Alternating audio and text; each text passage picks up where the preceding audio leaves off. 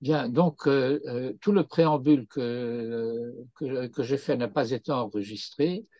Je le résume, c'est que ce que nous allons étudier ce soir, c'est un texte qui s'intitule Ma'amar HaChochma de Rabbi Moshe Chaim Luzzatto et qui comporte deux parties principales, une partie consacrée aux fêtes de Rosh Hashanah et de Yom Kippour, et une deuxième partie qui est consacrée à Pessah, et dans lequel Mahamar HaChochma, essentiellement, le Ramchal analyse le texte du Sidour ou du Marzor.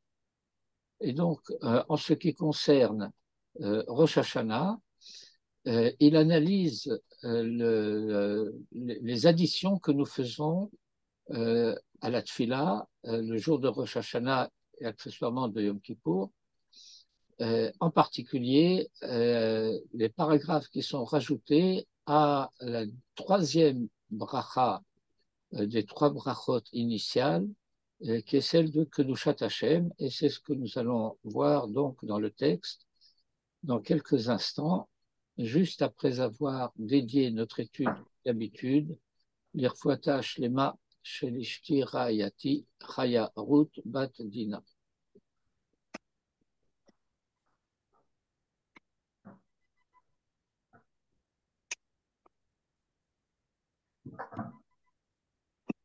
Voilà. Vous voyez bien?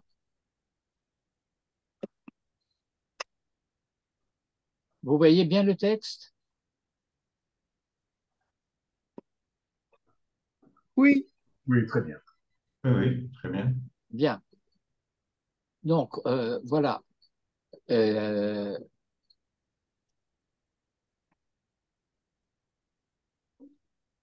c'est la bracha de la Kedushat Hashem que le Ramchal a intitulé Kedushat Hayom, parce que vous voyez que euh, la Khatima Baruch Ata Hashem, et au lieu de Ha'el Hakadosh, c'est Hamelech Hakadosh, puisque l'un des thèmes principaux de Rosh Hashanah, c'est ce qu'on appelle la Hamlacha, le fait de... alors en français, on n'a pratiquement pas de terme pour dire cela, pour faire quelqu'un roi, le Hamlir. C'est pas le couronnement, c'est pas le sacre, parce que le sacre ou le couronnement, ce sont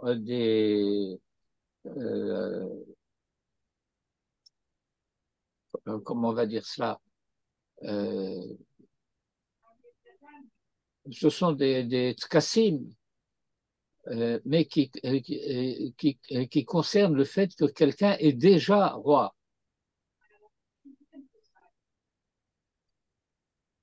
Alors que le Hamlir, c'est instaurer la royauté de quelqu'un. C'est intronisé peut-être? Comment? On ne pourrait pas dire intronisé? Mais toutes ces expressions en français euh, partent du principe que celui dont on parle est déjà roi et que maintenant on va faire simplement une officialisation.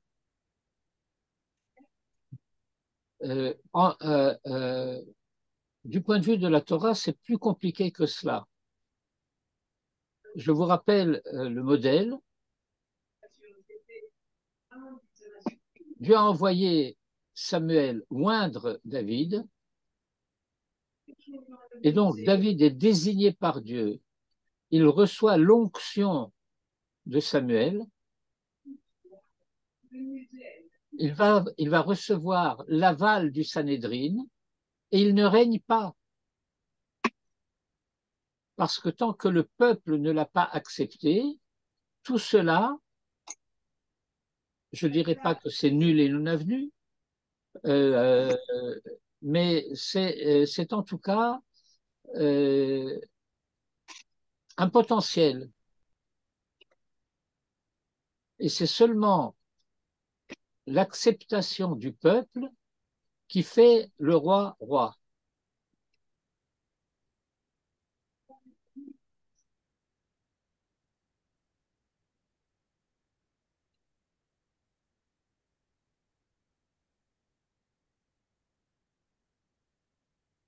Et donc, en hébreu, ça s'appelle hamlacha, le hamlir. Faire, faire quelqu'un roi régnant. Et c'est à cela que nous sommes occupés à Rosh Hashanah. Et tout se passe comme si, d'année en année, Israël, qui a déjà accepté la souveraineté divine, est occupé à faire en sorte que cette souveraineté s'étende sur le monde. Et que cette souveraineté s'étende sur le monde, il faut que ça vienne du monde.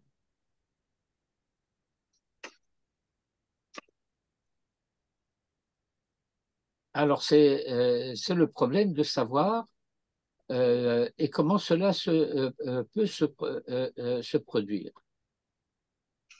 Et donc, dans la tfila, quand nous arrivons à cette bracha de la Kedusha, nous disons V'chein yitkadesh shimecha Hashem Elokeinu al Israël amecha, ועל ירושלים עירך, ועל ציון משכן כבודך, ועל מלכות בית דוד משכך, ועל מכונך והיכלך. Première étape, il faut que cette souveraineté de Dieu s'étende aux différentes dimensions de la présence d'Israël, au travers de la sanctification du nom. Et donc, dans le premier paragraphe, il n'est pas question de la royauté divine. Il est question du fait que nous devons être occupés à la sanctification du nom.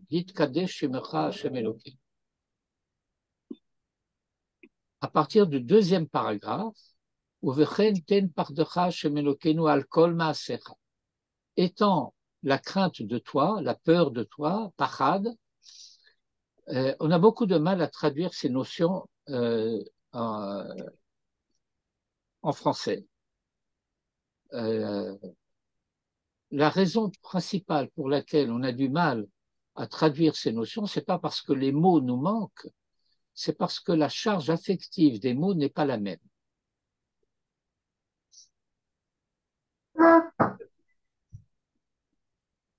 En éducation traditionnelle, ira, pachad, toutes ces notions ne consistent pas à avoir peur de lui, mais à avoir peur pour lui. Vous comprenez l'idée? Non. Est-ce que vous pourriez développer? Oui, je peux développer. Je peux développer, envelopper, livrer, c'est peser. Eh bien, il y a une différence en français entre avoir peur de quelqu'un et avoir peur pour quelqu'un. Oui. Et donc, j'expliquais que lorsqu'on parlait de Yirat Hashem ou de Pachad, c'est pas le fait que on veut avoir peur de lui, mais c'est que on a un souci, on a une préoccupation qui le concerne, comment dire, il a un projet et la réussite du projet dépend de nous. Quand je dis nous, c'est l'humanité en général et Israël centralement. Eh bien, nous avons du souci pour la réussite de ce projet. Et j'ai fait cette expérience personnellement. J'ai pardon, j'ai eu cette grande chance quand j'étais élève à l'école Maïmonide, où nous avions le regretté Théo Dreyfus, Alav Shalom, directeur de l'école, et on avait euh, beaucoup de respect pour lui, et on avait, entre guillemets, peur de lui. Mais le contenu de cette peur de lui, c'était la peur de le décevoir.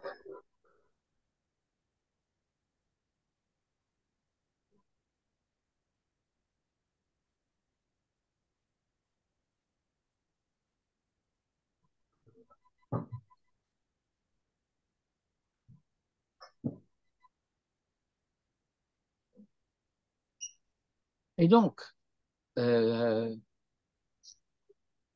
le deuxième paragraphe, eh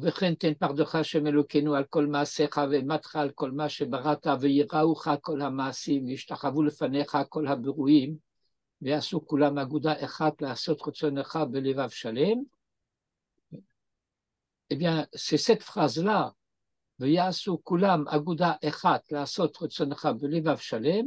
qui donne le contenu de ce dont il s'agit.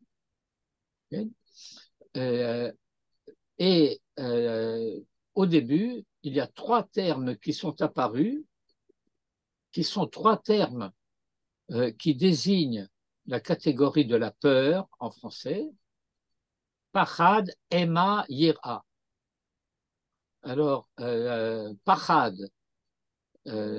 c'est la peur, Ema, c'est l'épouvante, et Yira, c'est la crainte.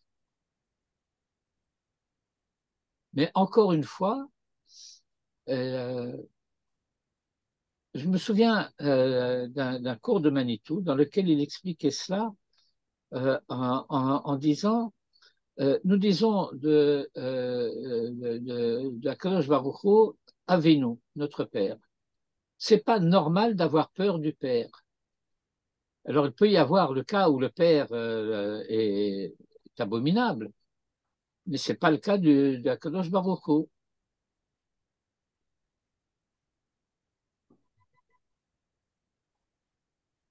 Et c'est la raison pour laquelle j'insiste sur le fait de dire que l'essentiel du contenu de la peur, c'est pas le fait que il va me punir et donc j'ai peur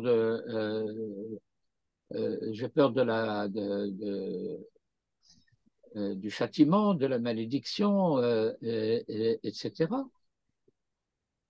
Pourquoi devrais-je avoir peur alors que Yado Pshuta le Kabel Shavim, Vadiom Moto Techakelo, sa main est tendue pour accueillir ceux qui reviennent. En français, on dirait les revenants, mais ça change de sens.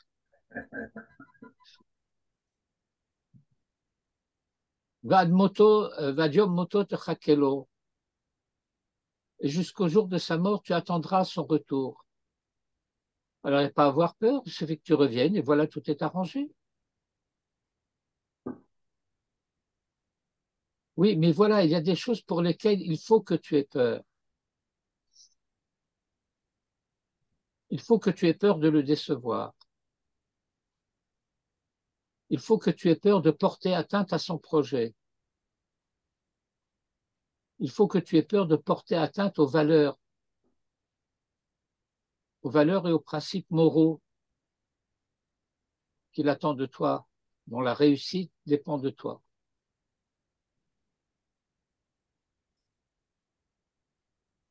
Et donc, il ne suffit pas d'obéir, qui serait la sotrotsono, l'obéissance, à la manière dont disait Leibovitch. Tout dépend de l'obéissance. Les mitzvot n'ont aucun sens, elles n'ont aucune valeur par elles-mêmes. Tout cela consiste à tester la capacité de discipline et d'obéissance de l'homme. Eh bien, ce n'est pas vrai. Parce que si c'était vrai, on n'aurait pas besoin d'ajouter de l'Evav Shalem. Le l'Evav Shalem, ça veut dire non seulement en obéissant, mais en adhérant. Et en adhérant d'un cœur entier. Yetzer Tov et Yetzer Hara ensemble. כמו שידענו השם אלוקינו שהשולטון לפניך עוז בידיך וגבורה בימיניך, ושמך נורא על כל מה שבראת. Parce que nous savons que le pouvoir est devant toi, que la puissance est dans ta main, que la vaillance est dans ta droite, et que ton nom, Shimcha, Nora al-Kolma Shebarata, est susceptible d'éveiller la crainte sur tout ce que tu as créé. Nous savons que tu es susceptible de cela, et pourtant tu ne le fais pas. Si Dieu est tout-puissant, il n'aurait même pas besoin d'un coup de baguette magique pour que tout le monde lui obéisse. Mais il ne veut pas imposer ce qu'il propose. Parce que si c'est imposé, ça perd toute valeur. Et c'est l'objet de la quatrième dracha du Pachad Yitzhak dans son livre sur Rosh Hashanah, où il explique que le monde perdrait toute signification si les hommes obéissaient à Dieu par la peur du châtiment.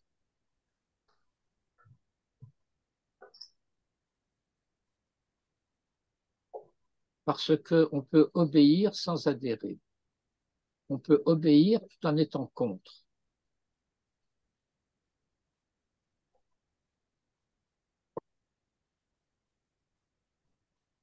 Et donc, pour réaliser ce projet, il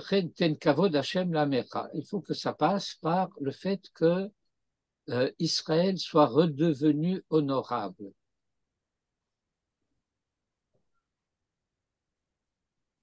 Et donc, le troisième paragraphe, Ten kavod Hashem la'amecha, tehila lire'echa, v'tikva tova le dorshet. Alors, évidemment, nous sommes habitués, parce que nous sommes Israël et que c'est nous qui prions et que c'est nous qui prononçons cette prière, que tous les termes de la prière nous concernent nous. Et c'est vrai qu'ils nous concernent.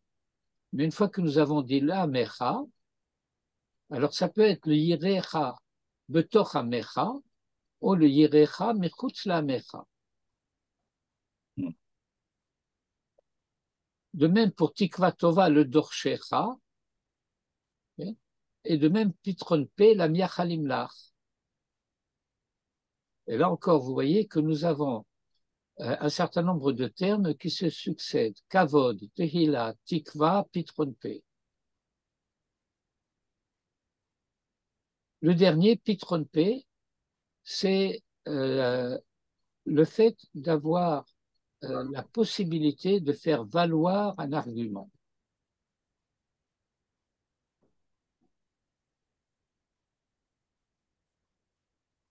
Je pourrais présenter cela de la manière suivante. J'ai une idée, mais c'est une idée. Je la caresse, je l'aime bien, mais je ne sais pas à quoi l'accrocher. Je ne sais pas de quelle manière cette idée peut avoir une certaine substance, une certaine consistance. Par exemple, je suis un païen, je ne le suis pas, et je crois que en réalité, je penche vers une certaine forme de polythéisme.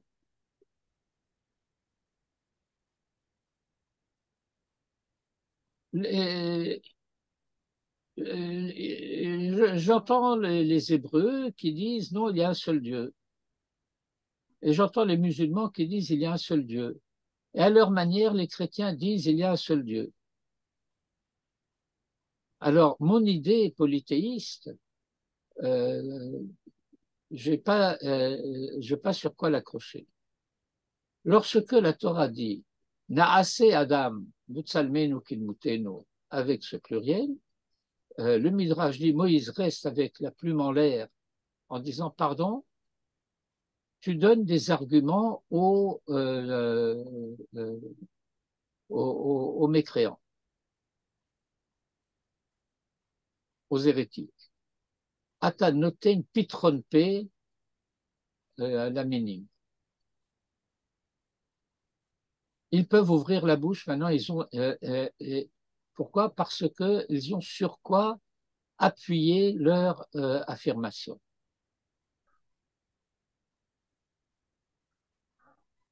En quelque sorte, celui qui est présent devant le roi, eh bien, il ne peut parler que lorsqu'il est invité à parler par le roi. Tant que le roi ne lui a pas fait signe, il ne peut pas parler. Il n'a pas de pitronpe. D'ailleurs, soit dit en passant, c'est une des règles aussi de Nichum Avelim. En tout cas, pour les 3 premiers jours, lorsque on va chez des endeuillés, et ben là, l'akha, c'est qu'on arrive, on ne dit pas bonjour, on ne dit pas comment ça va, on arrive, on s'assoit, on se tait. Et on n'a pas le droit de parler tant qu'on ne vous a pas adressé la parole.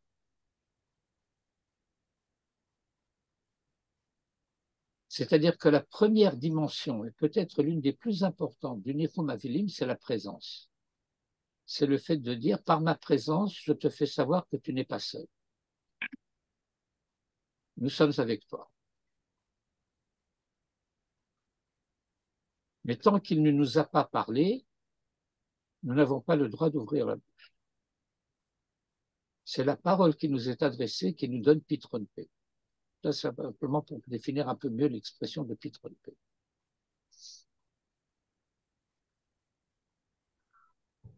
Et ensuite, eh bien, on change un peu de registre apparemment. Simcha le artsecha de Sasson le irecha. La joie pour ta terre et l'exultation pour ta ville. Utsmichat keren le David avdecha. Et le déploiement de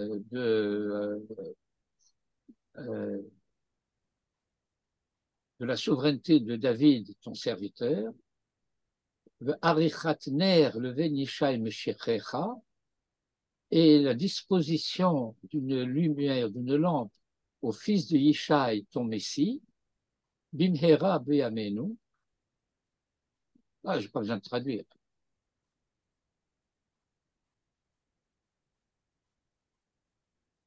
Et alors, si tout cela peut se réaliser, okay, alors tzadikim yiru v'yismach ou yiru, ici, c'est verront.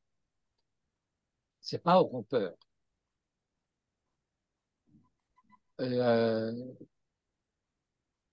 C'est la raison pour laquelle ici, Ve'yira Ucha est écrit malé de malé.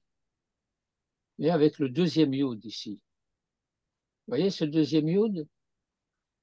Il est théoriquement inutile, puisque le texte est ponctué, qu'il y a un chirik sous le yud. Mais il peut y avoir une ambiguïté. Est-ce que ça veut dire ils te craindront ou ils te verront? Alors, pour qu'il n'y ait pas d'ambiguïté, on a rajouté là-bas le yud. Mais ici, le tzadikim yiru ve'ismachu, ce n'est pas les tzadikim auront peur et se réjouiront, c'est ils verront et ils se réjouiront. Visharim ya'alozu, et les hommes de rectitude exulteront. Vachasidim, et les hommes pieux, berina yagilu.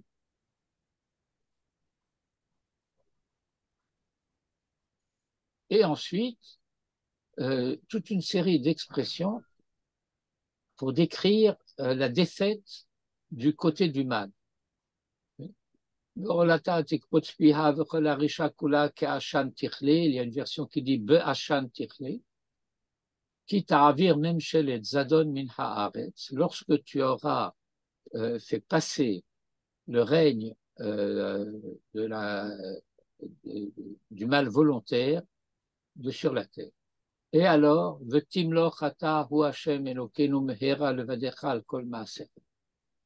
et tu régneras, toi, Hachem, notre Dieu, vite, seul, sur toutes tes œuvres. בהר ציון משכן כבודך ובירושלים עיר קודשך, ככתוב בדברי קודשך, ימלוך השם לעולם אלוקי ציון לדור ודור, הללויה.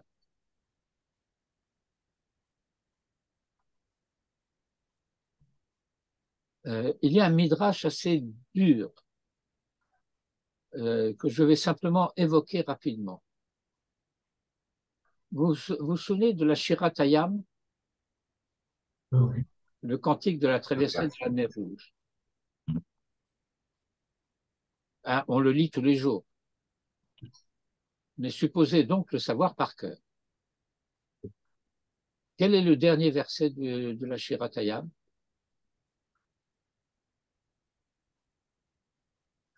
Hachem Imloch et Olam Vaed.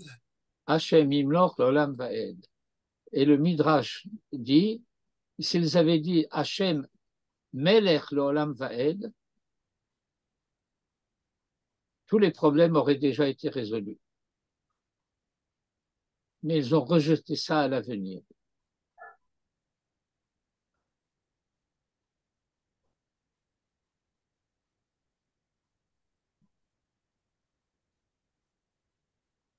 Et donc, il y a une tension.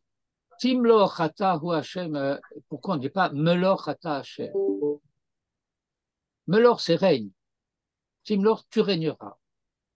Et pourquoi tu ne règnes pas encore? Alors, si nous prenons au sérieux cette notion de le Hamlir, que c'est Israël qui assure le fait que Dieu règne. S'il ne règne pas encore, c'est pas parce qu'il veut pas, c'est parce que nous n'avons pas encore assuré son trône de manière suffisante.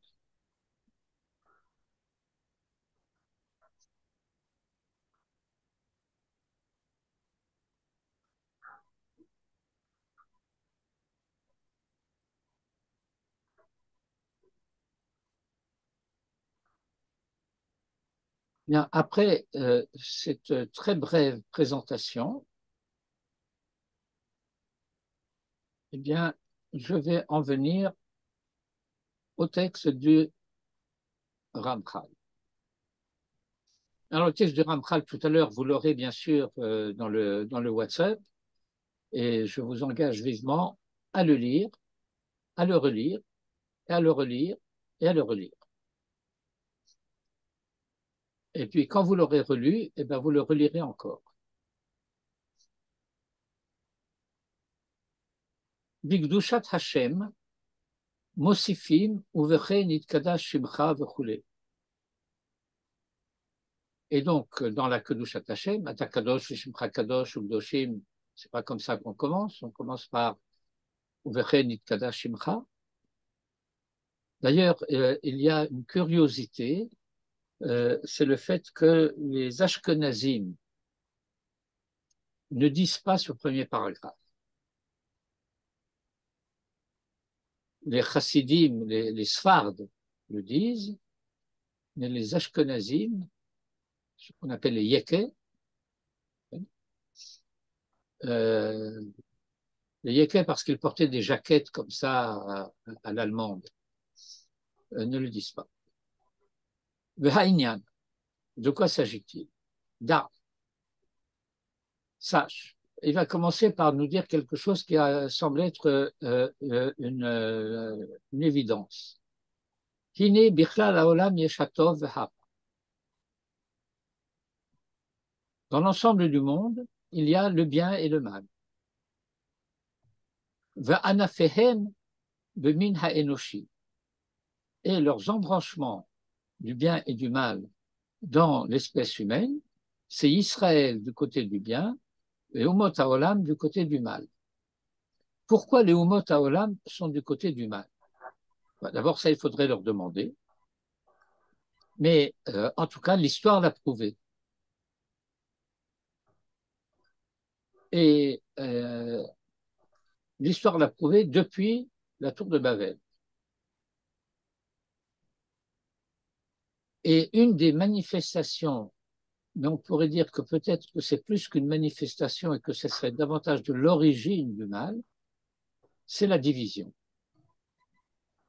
C'est parce que ce que la tour de Babel a provoqué, c'est l'éclatement de l'unité de l'identité humaine, dont Ever a été le dernier représentant.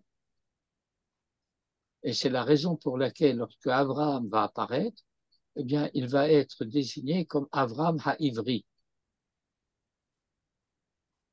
Il va être présenté comme Abraham ha-Ivri, c'est un sujet à développer, mais que je mentionne seulement en passant, précisément dans le cadre de la guerre des rois, parce que c'est contre les rois que s'est affirmée l'hébréité d'Abraham. Vehine tikkun haolam. Hui sheyihi hatov sholet vehara nirpa. Donc le tikkun haolam, le taken olam malchut shaddai, consiste en cela que le bien soit souverain, vehara nirpa, et que le mal soit soumis. Notez qu'on ne dit pas et que le mal disparaisse. Et transposer de l'abstrait, le bien règne est souverain et le mal est soumis, dans le concret de l'histoire, Ubemin haenoshi, l'Israël sholtim, ve'omot haolam mishtabdim tartehem. Que Israël domine. Alors, notez bien la formule d'après. Ve'omot haolam mishtabdim tartehem. Et que les nations du monde se soumettent à Israël. Et on ne dit pas que les nations du monde soient soumises à Israël, Meshuabadim Israël. Parce que si Meshuabadim Israël, eh bien, il n'y a pas de victoire.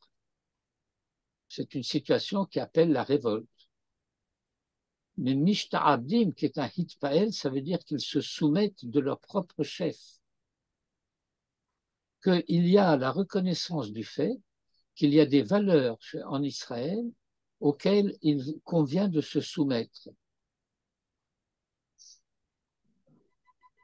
Et que cette soumission à Israël, en quelque sorte, est promesse de bien pour le monde et pour les nations elles-mêmes.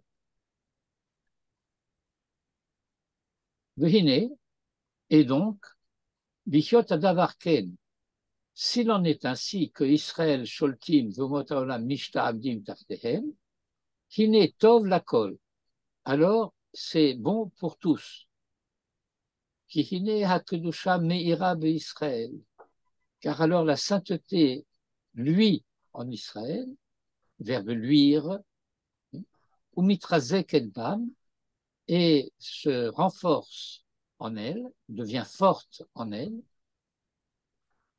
ou bichiot ou motaolam, et lorsque les nations du monde, mishta'abdim tartam, se soumettent à Israël, nitkanim aliada, ils se réparent grâce à eux, venimshach lahem mesher minakedusha ahi, et alors ils reçoivent un épanchement de cette sainteté, les nations du monde. Nitkanim, j'ai traduit par ils se réparent. Mais on n'est pas en train de s'occuper de mécanique, on n'est pas dans un atelier ou dans un garage. Le tikkun, c'est le fait que ce qu'on appelle Marchevet Aberia, le projet de la création, réussisse. Et donc, Nitkanim, on peut par extension le traduire en disant et que le projet de la création réussisse en eux. Ah, oui, mais si au contraire, Imumot ha'olam mitpartzim mitachat yedei Israël, si au contraire les nations du monde se soulèvent, l'ifrot, c'est littéralement faire une brèche. mais je dis se soulève, mitachat yedei Israël, de sous la souveraineté d'Israël, vesholtim, et que ce sont eux qui dominent, ve'Israël nirnaim, et que Israël sont soumis, alors az l'Israël mafsidim, Israël perd, ve'umot haolam atzmam mafsidim, et les nations aussi perdent. Israël mafsidim, shehem bishiflut, ve'akedusha enena mitrazeket baolam. Israël perd parce qu'ils sont dans l'abaissement et la sainteté ne se renforce pas dans le monde. Le ficha makom hameyuchad là, parce que le lieu de la sainteté qui lui est spécifié, Shehu Israël, qui est Israël, enenu betikuno, n'est pas un lieu approprié au développement de la sainteté. Le chosko, dans sa force, il y a ici un thème que je veux seulement signaler, c'est le fait que le bien, les bons, les gentils doivent être des vaillants. Ils ne doivent pas être des timorés. Ils ne doivent pas être Yeletov Yerushalayim.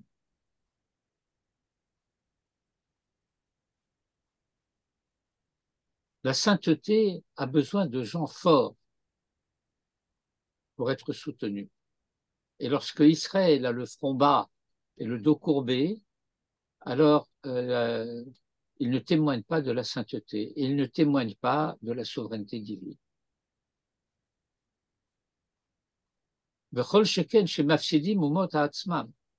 Et à plus forte raison, les nations elles-mêmes sont perdantes.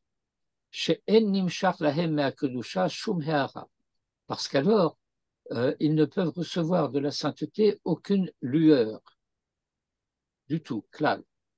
Et la adraba, mais au contraire, mit'amim veholchim ou mitrachakim minatov, ils deviennent de plus en plus impurs, mit'amim,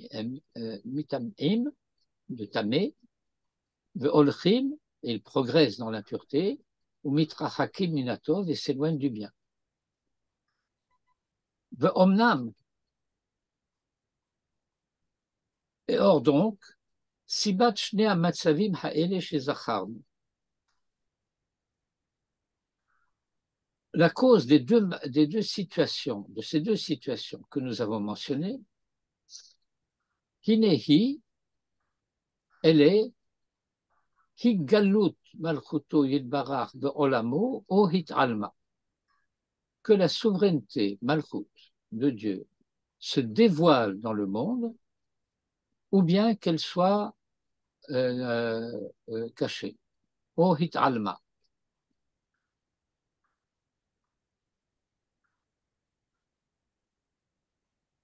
Higalot O Hitalmut, pas Hitamlut, et encore que c'est la sainteté, la royauté font un peu de gymnastique, ça peut les renforcer. Mais la siba de ces deux causes, c'est ou bien la royauté divine est dévoilée, ou bien elle est suspendue, cachée. Ki im hi midgalet, parce que si elle se dévoile, qui n'est atov sholet, alors le bien gouverne, ou magia d'avoir l'Israël, et la chose arrive à Israël, shehem ishletu va hefer de hefer. Et le contraire, dans le cas contraire. Mais de quoi ça dépend? Eh bien, que Dieu révèle sa royauté et tout est arrangé. Oui, mais ça ne marche pas. Parce qu'il faut que ça vienne d'en bas. Il faut que cela soit l'œuvre humaine, sinon c'est sans valeur. Et puis voilà que nous sommes arrivés au jour de Rosh Hashanah. Le Ulam, et donc, Yom Rosh Hashanah, le jour de Rosh Hashanah, Ha'adon Baruch Hu. Et ce n'est pas pour rien qu'il est appelé ici Adon. Il ne dit pas Hakadosh Baruch Hu, il dit Ha'adon Baruch Hu, que je traduirai littérairement par le Seigneur.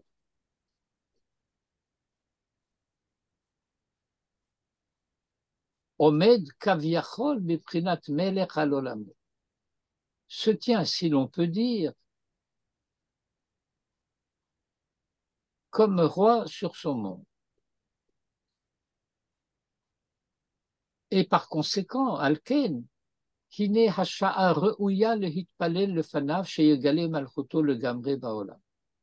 Le moment est propice pour prier devant lui, qu'il dévoile sa royauté totalement dans le monde. Et qu'à ce moment-là, Yutukan haolam a lieu d'aiser, et que grâce à cela, le monde atteigne son achèvement. Al ikar ze, et c'est sur ce principe-là, Nivna kol hanusach hazeh, que toute cette addition dans le texte de la Tfila a été rajoutée. Qu'est-ce que c'est ce nusach hanusach? Hine Batrila, voici que, pour commencer, au début, Neymar Yitkadesh Shemecha v'chule. Que ton nom soit sanctifié. V'hainu, ce qui signifie, ce qui implique, chez Yivada Malchuto Baola, que sa souveraineté soit reconnue dans le monde et qu'elle se dévoile Behitraska à l'Israël. Qu'elle se dévoile Behitraska à l'Israël, ça veut dire que si Israël apparaît comme soumis à Dieu et assurant sa royauté, cette royauté se dévoile. Et donc, une fois de plus, il ne faut pas croire que ce pourquoi on prie, c'est pour que Dieu fasse un abracadabra ou un hocus pocus ou quelques actes magiques miraculeux et que la lumière brille et que tout le monde la voit, mais que c'est en voyant Israël soumis à Dieu que la royauté de Dieu se dévoile. Et donc, une fois de plus, nous voyons de quelle manière le noussar de la Tfila d'Israël ne consiste pas à demander que Dieu fasse quelque chose, mais nous rappelle à nous notre devoir de ce que nous avons à faire. Dans la mesure où nous sommes sincères et que ce que nous prétendons, ce que nous affirmons désirer vouloir est vrai, alors il faut que nous fassions ce qui est nécessaire pour que cela le soit. Az hasha'a re'uya leitpalel lefanav, shegale malchuto legamre baolam, litukan haolam al yedei ze, ועל עיקר זה נבנה כל הנוסח הנוסף הזה. והנה בתחילה נאמר יתקדש שמך, היינו שיוודע מלכותו בעולם, ויתגלה בהתחזקה על ישראל. וזהו על ישראל עמך. ואומנם מזה ימשכו תיקוני העולם. Et de cela vont dépendre les différentes dimensions de la restauration, de la mise au point du monde. Harishon, la première, Shetikane Sirato Yitbarach Velev Kol Beruav Vishtavdulo. Que la crainte pénètre le cœur de toutes les créatures et se soumette à lui.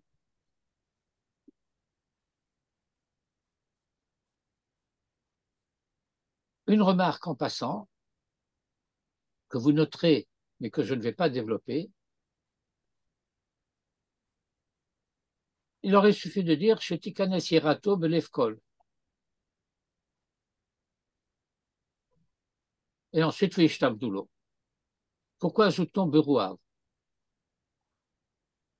Parce que le terme de Beruav implique le fait que ceux dont on parle sont des êtres libres, doués de liberté.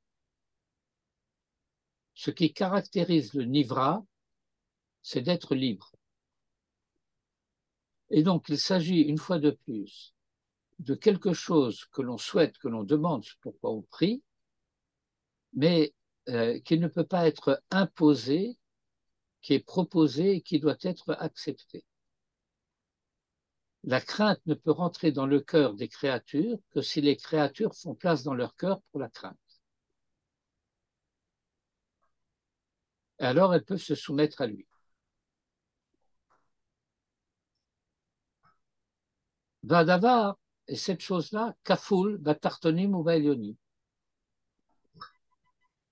Et cette chose-là a deux dimensions. Les nations sur terre et leur principe angélique en haut. Vadavar, kafoul, batartonim ou baelionim. De hainu haumot le mata, le sarehem le mala. Sheyakiru kulam haemet, que tous reconnaissent la vérité, v'ishtaradu likdushat malchuto ilbarach, et se soumettent à la sainteté de la souveraineté divine. Vezehu yiraucha kol hamaasim otam shel mata, les maasim, ce sont les œuvres, c'est olam haasiya en bas, dans le monde d'en bas, haolam hashafel, v'ishtachavu lefanecha kol haberuim, ça désigne le monde d'en haut. C'est un autre registre d'explication que celui que je vous ai donné avant.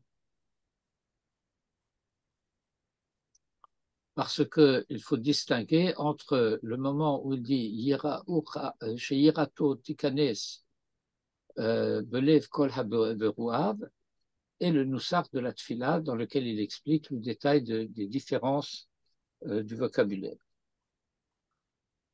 Kol Haberuim, ceux qui sont dans le Olam Haberia, c'est-à-dire Otam chez le mal. Vetzarir chez Teda. Et il faut que tu saches. Chez Hine. Ha'adon Baruchu Hu Echad. Vous vous rendez compte de l'humour majestueux du Ramchal. Il faut que tu saches que le Seigneur, béni soit-il, on dit pour Baruchu, c'est pas ça que ça veut dire, mais c'est comme ça qu'on traduit. Il est source de bénédiction. Hu Echad, lui est un.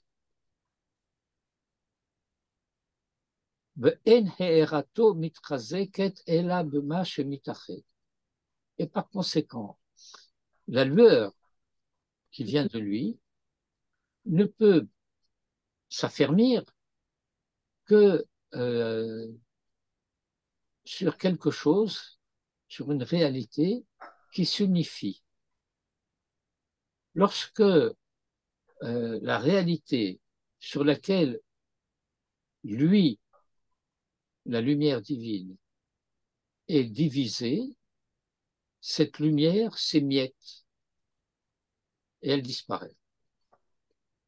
Pour que cette lumière devienne stable, perceptible, effective, alors il faut que le support de cette lumière soit en cours d'unification, ou en moins en projet d'unification. Mitached, s'unifie. Or, Israël, bien qu'il soit dans ses membres, Ishehem, Hem Rabim, soient nombreux, Hem Nikraim Goyechad, ils sont appelés nation une. Vehem Re'uyi Yeshetechazek Bam He'aratu Yitbarach. Et ils sont susceptibles, on va dire dignes si vous voulez, du fait que la lumière divine s'affermisse en eux. Mais les nations sont nombreuses et divisées, nifradim. Et sont nifradim le gamré, totalement. Ça veut dire que les nations créent une organisation des Nations Unies et elles se font la guerre. Les Nations Unies se font la guerre. À la Bismarck, qui a généreusement expliqué au monde que la diplomatie, c'était la poursuite de la guerre avec d'autres moyens.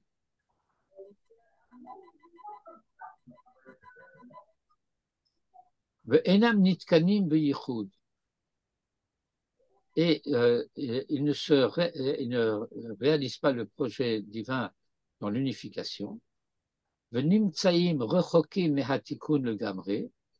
donc se trouve aussi loin que possible du tikkun, ve'en lahem tikkun, et ils n'ont d'espoir de tikkun, אלא שישתעבדו לישראל, que s'ils se soumettent à Israël.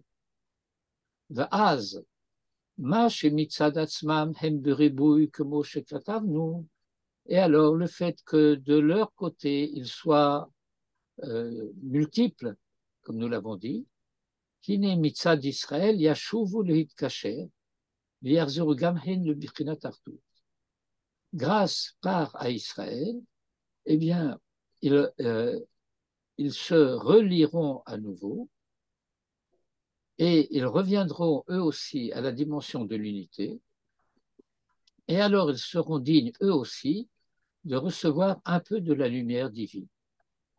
C'est-à-dire que, étant donné qu'il y a 70 familles en Israël, lorsque les nations se rattachent à Israël, chacune au travers du visage de l'une des 70 familles, alors ces familles se réunifient au travers de l'unification d'Israël.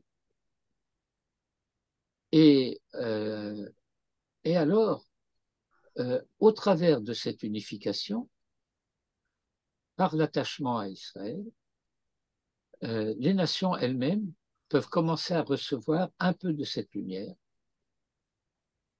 Et plus elles s'attacheront à Israël, et plus elles feront Veyasu Kulam Aguda Achat, qu'elles formeront toutes un seul faisceau. Comme Ha'anafim Va'abadim Harabim, comme les branches et les rameaux nombreux, chez Chosrim Echad, qui s'unifient, Brit Kashram Va'aguda, lorsqu'ils sont liés en bouquet, en faisceau. Uma She'ata Mitgaber Bahem Lev Ha'even, et au contraire du fait que maintenant, c'est le cœur de pierre qui domine, et qu'ils sont entraînés tous du côté de l'impureté, et s'éloignent, notim mik du château Yidbarach, de sa sainteté, hine az, alors lorsqu'ils s'unissent en bouquet, en se rattachant à Israël, az yotuknu belev metukan, velo ichavnu gam hem ela lasot rotzon Yidbarach. Et ils n'auront alors eux-mêmes plus d'autre intention que de faire la volonté, enfin sa volonté. Et c'est ce que nous demandons, qu'ils en arrivent après à réaliser sa volonté, Belevav Shalem, d'un cœur entier. Et on ne dit pas Belev Shalem, mais Levav Shalem, parce que Levav désigne les deux dimensions de l'unification de la personnalité, Yetzer Tov et Yetzer Hara ensemble. C'est ce que Rashi explique sur Bechol Levavecha, sur la Kriyat Shema. Vehine. Et voici que Hayodim Sitre Anhaga Be'emet, ceux qui connaissent les secrets de la providence en vérité, Yodim savent, chez Afalpi, chez le Fi Hanir et Haolam Le'ezav la Mikre, que bien que dans l'apparence le monde est livré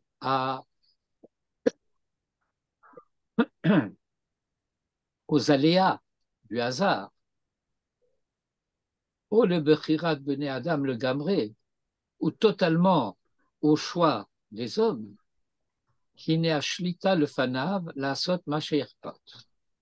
Mais en réalité, il a le pouvoir de faire ce que lui veut, ou Bezot Hashlita, d'Itaken Olamo al Kolpanim, et que, au travers de cette souveraineté, de cette domination, en tout état de cause, le projet de Dieu réussira, du Tukan Olamo al Kolpanim, le Zehu, et c'est ce que nous disons lorsque nous disons Sheyadanu Hashem Elokenu She'asholton Lefanecha, etc. Ce dernier passage demande encore un peu d'explication, au moins un peu d'explication. Qu'est-ce que ça veut dire que bien qu'apparemment le monde soit livré au hasard ou totalement à la volonté humaine, mais qu'en réalité, ce ne serait qu'une illusion et que c'est Dieu qui tire les ficelles? Mais ce n'est pas possible. Parce que s'il en était ainsi, cela voudrait dire qu'on va lui attribuer tout le mal du monde.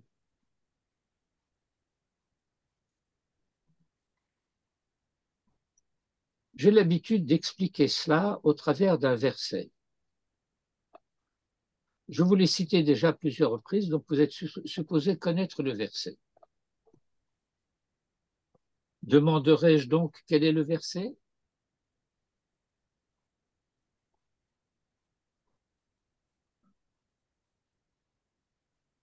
Berachot, page 17. Alors, je dirais comme ça. Rabot machashavot belev ish, Yes. ve'atzat Hashem hitakum. Rabot machashavot belev ish, il y a beaucoup de pensées dans le cœur de l'homme, mais c'est le cœur qui pense, c'est pas la tête. Rabot machashavot belev ish, ve'atzat Hashem, et c'est le conseil de Dieu qui se réalise. Hitaku. Bien entendu, c'est très mal traduit. Rabot machashavot belev ish, c'est pas exactement des pensées, c'est des calculs. En français classique, un calcul, c'était un projet. Et c'est par extension que cela s'est appliqué également à la pensée, parce que la pensée est faite de calculs et de projets. Et donc, ce que le verset dit, c'est qu'il y a beaucoup de projets dans le cœur de l'homme. Rabot machashavot belev ish. Ou que l'on pourrait également formuler en disant que l'homme se donne beaucoup de raisons pour expliquer qu'il fait ce qu'il fait. Ve'atzat Hashem, et le projet de Dieu, c'est lui qui se réalisera au travers des actions des hommes. C'est-à-dire que Dieu se sert des actions des hommes pour arriver à ses propres fins à lui. Parce qu'il ne fait pas à la place. Vous voyez, il y a un autre verset qui dit Im Hashem lo yivne bait, shav amlu bonav bo. Im Hashem lo yivne bait, si Dieu ne construit pas une maison, shav amlu bonav bo, c'est en vain que ces bâtisseurs s'y fatiguent. Alors que les bâtisseurs ne se fatiguent pas, qu'ils s'asseignent sur la bordure de la clôture et qu'ils attendent que Dieu ait construit la maison, elle ne se construira pas. Ça veut dire qu'il faut d'une part qu'il y ait la volonté de Dieu, l'acquiescement de Dieu, mais il faut que les hommes le fassent. Ces deux versets que je viens de vous citer sont parallèles l'un à l'autre. Im Hashem lo yivne bait est parallèle à Tzat Hashem hitakum, et Rabot machashavot belev ish, c'est parallèle à Yitamlu banav bo.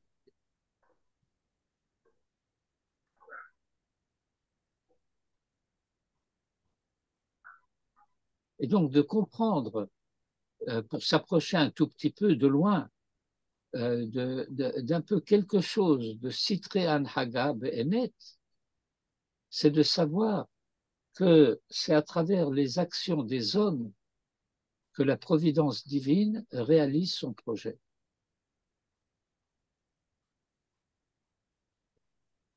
Oui, mais, Raph, mais si les hommes ne font pas cette chose-là, Alors ça dure plus longtemps. parce que vous nous aviez indiqué il y a une seconde que dans tous les cas, cela se ferait. Oui, parce que, comment dire,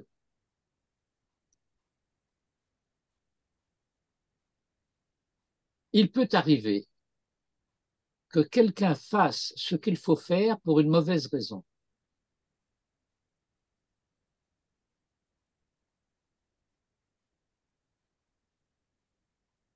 Par exemple, je suis jaloux de quelqu'un, et donc parce que je suis jaloux de quelqu'un, je vais choisir de faire ceci. Or, il fallait que je fasse ceci, mais pas pour cette raison-là. Pour la raison pour laquelle je devais le faire, c'était une autre raison. Moi, je ne l'ai pas fait pour la bonne raison. Mon intention n'était pas bonne. Mais c'est ça qu'il fallait faire. Alors, étant donné que c'est ça qu'il fallait faire, c'est ça qui a été fait.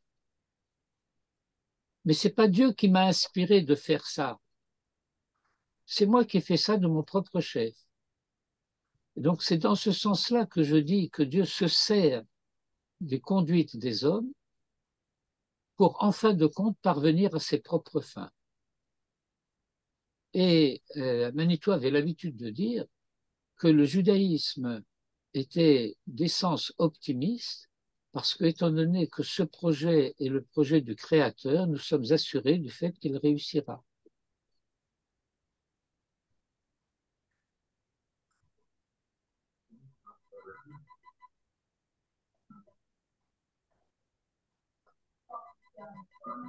Et nous avons longuement étudié dans le groupe du mardi matin le 5e livre du Kuzari, enfin la 2e partie du 5e livre du Kuzari, où il explique les différentes causes de ce qui se produit dans le monde. La volonté immédiate de Dieu, la nature, en tant que elle possède une dimension téléologique, elle est orientée vers une certaine fin, le hasard, qui est de l'ordre de la nature, mais désordonné, et la volonté humaine. Et donc, ces différentes, comment dire, ces différentes causes de ce qui se passe dans le monde fonctionnent chacune à sa manière. Elles ne sont pas coordonnées.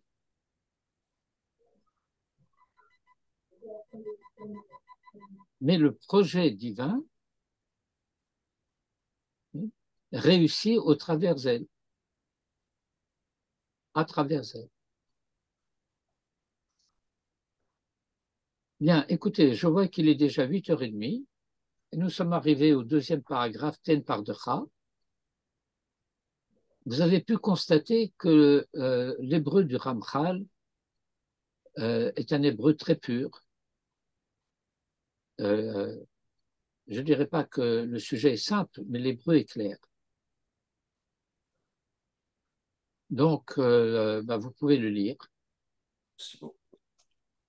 Et Bezrat Hashem, Oubli Neder, la semaine prochaine, nous pourrons continuer à lire ensemble ce passage parce qu'il fait partie aussi de la liturgie de Yom Kippour.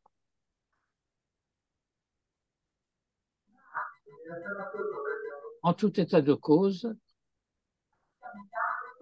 je vous suggère aussi de voir en page 3 le Inyan de Sefer HaChaim.